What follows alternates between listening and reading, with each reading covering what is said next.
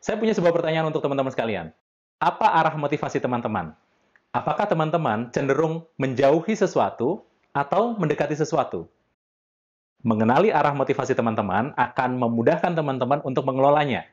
Sehingga pada saat teman-teman membutuhkan motivasi, teman-teman akan tahu apa yang perlu teman-teman lakukan.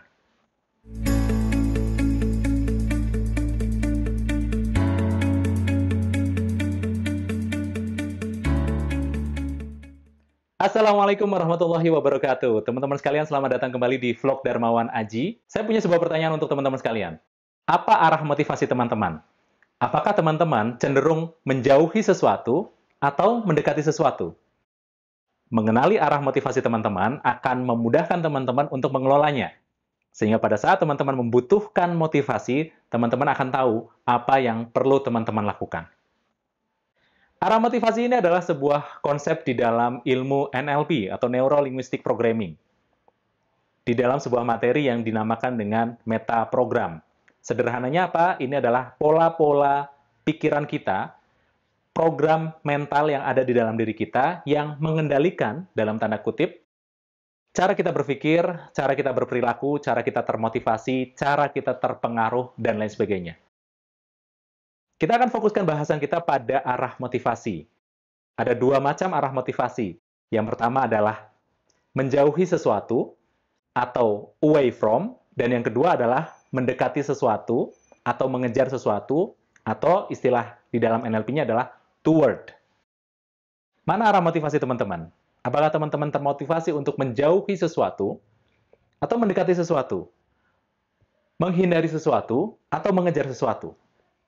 Misal, pada saat orang membeli rumah, ada orang yang tertarik untuk membeli rumah yang nggak jauh dari sekolahan. Tetapi ada orang lain yang termotivasi untuk membeli rumah yang dekat dengan sekolahan. Loh, kok sama? Iya, seakan-akan sama. Tetapi perhatikan, ini bukan tentang konten. Kita nggak bicara konten. Ini kontennya sama, sama-sama jarak dengan sekolahan. Tetapi yang perlu kita perhatikan adalah pola bahasanya. Karena pola bahasa seseorang mencerminkan struktur berpikirnya. Yang pertama adalah orang yang arah motivasinya menjauhi. Nggak mau rumahnya jauh dari sekolahan. Dia menghindari sesuatu. Yang kedua adalah orang yang arah motivasinya mendekati sesuatu. Ingin rumah yang dekat dengan sekolahan. Tentu saja, nanti dalam berperilaku, mengambil keputusan, termotivasi, berpikir, dan lain sebagainya, dua orang ini memiliki gaya yang berbeda. Antara yang menjauhi dengan yang mendekati, memiliki gaya yang berbeda. Cara memotivasi orang yang arah motivasinya berbeda, juga berbeda. Nah, pertanyaannya, apa arah motivasi kita? Kita akan fokuskan penggunaan arah motivasi ini untuk memotivasi diri sendiri terlebih dahulu. Tentu saja, kita memiliki dua arah motivasi. Kita sama-sama punya motivasi untuk menghindari sesuatu, menghindari bahaya, menghindari risiko. Kita juga punya arah motivasi untuk mendekati sesuatu, mengejar keuntungan, mengejar tujuan, mengejar keberhasilan, kesuksesan. Kita punya dua-duanya, baik menjauhi ataupun mendekati. Tetapi kadar setiap orang berbeda. Ada kadar yang dominan. Ada yang dominan sekali untuk mengejar sesuatu, ada yang dominan sekali untuk menghindari sesuatu. Nah, mana yang lebih mendominasi kita? Mana yang lebih memotivasi kita? Apakah mendekati sesuatu atau menjauhi sesuatu? Kalau kata Pak Tung Des Muaringin, apakah kita cenderung untuk mengejar kenikmatan atau menghindari kesengsaraan? Mengejar surga atau menjauhi neraka? Dua-duanya tidak ada yang salah, dua-duanya benar, dua-duanya baik, dua-duanya memotivasi. Mengenalinya membuat kita tahu cara memotivasi diri kita sendiri. Misal, saat kita bangun tidur, kalau arah motivasi kita adalah menjauhi, maka pertanyaan yang bisa kita ajukan pada diri kita agar kita benar-benar bangun adalah, apa risikonya kalau saya nggak bangun sekarang? Apa konsekuensinya kalau saya nggak bangun sekarang? Namun, jika arah motivasi teman-teman adalah mendekati, maka pertanyaan itu jadi kurang berefek. Mungkin lebih berefek kalau kita menanyakan ke diri kita, kalau saya bangun sekarang, apa manfaatnya buat saya? Saya bisa ngerjain apa? Peluang apa yang bisa saya kerjakan? Peluang apa yang bisa saya kejar kalau saya bangun lebih pagi? Jadi, apapun arah motivasi kita, apakah menjauhi ataupun mendekati, dua-duanya bermanfaat. Dua-duanya dapat kita kelola. Orang-orang dengan arah motivasi mendekati itu sangat bagus di dalam goal setting, menetapkan tujuan. Sementara, orang-orang dengan arah motivasi menjauhi itu sangat bagus dalam menganalisis resiko, mengantisipasi resiko, dan memecahkan masalah, problem solving. Jadi ini bukan mana baik, mana buruk. Seorang dokter baiknya punya arah motivasi menjauhi, supaya dia bisa mencegah penyakit, supaya dia bisa fokus pada penyakit yang ada.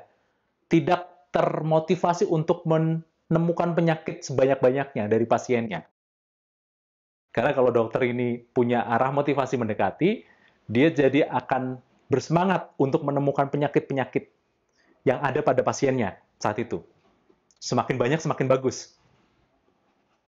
Sehingga dua-duanya bermanfaat. Ada seorang investor yang sangat sukses karena dia punya arah motivasi menjauhi. Dia sangat pandai mengelola risiko, sangat pandai mengantisipasi risiko, sangat tahu kapan waktunya berhenti, sangat tahu kapan dia harus invest, kapan dia harus hold, kapan dia harus jual.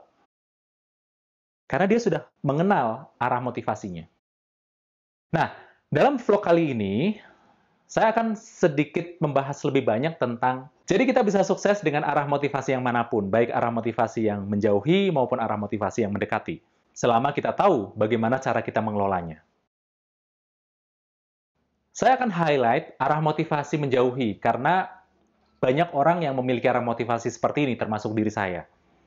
Ada beberapa risiko yang perlu kita perhatikan, sehingga kita bisa mengelola arah motivasi ini dengan lebih baik. Apa risiko yang pertama?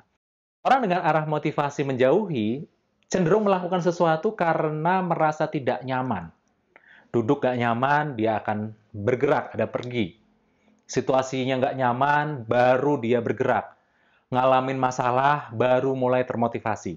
Ada kecenderungan seperti itu. Ini risiko pertama, dan ini berimbas pada risiko yang kedua. Karena dia bergerak hanya ketika ada masalah, hanya karena merasa tidak nyaman, maka dia cenderung untuk tidak menetapkan arah hidupnya, mau kemana. Selama tidak ada masalah, ya dia akan tetap pada jalur hidupnya saat ini. Dia akan tetap pada level hidupnya saat ini. Dia tidak berusaha untuk naik ke level yang lebih tinggi selama tidak ada masalah. Ketika ada masalah, barulah dia terpicu, tergerak untuk melakukan sesuatu, untuk melakukan perubahan. Ini risiko yang kedua. Risiko yang ketiga, orang-orang dengan arah motivasi menjauhi lebih mudah stres dan lebih mudah cemas. Tentu saja ini kurang baik bagi kesehatan. Maka, jika teman-teman memiliki arah motivasi yang menjauhi, berhati-hati terhadap 3 hal ini. Jangan hanya bergerak hanya karena sudah merasa tidak nyaman. Tetapkan kemana sebenarnya teman-teman ingin menuju. Karena jika teman-teman tidak menetapkan arah kemana teman-teman ingin menuju, teman-teman akan menghadapi risiko, konsekuensi yang mungkin teman-teman tidak akan sadari saat ini. Ya, ini 3 risiko saat kita memiliki arah motivasi yang menjauhi. Bukan berarti orang-orang dengan arah motivasi mendekati itu tidak punya masalah, tidak punya risiko. Mereka juga punya masalahnya sendiri. Karena orang-orang dengan arah motivasi mendekati cenderung fokus mengejar tujuannya sampai dia tidak menyadari masalah yang mungkin terjadi sebagai imbas dari proses dia mengejar tujuannya, proses dari dia mengejar impiannya. Mereka cenderung mengejar sesuatu terus-menerus, tidak memperhatikan risikonya. Maka, apapun arah motivasi kita, kenali dan kelola agar kita bisa melakukan hal-hal yang memang penting untuk kita lakukan.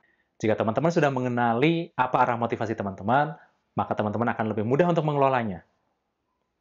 Ke arah mana? Tindakan, perilaku, keputusan, pikiran, fokus teman-teman perlu diarahkan. Sampai jumpa di vlog berikutnya. Salam, saya Darmawan Aji.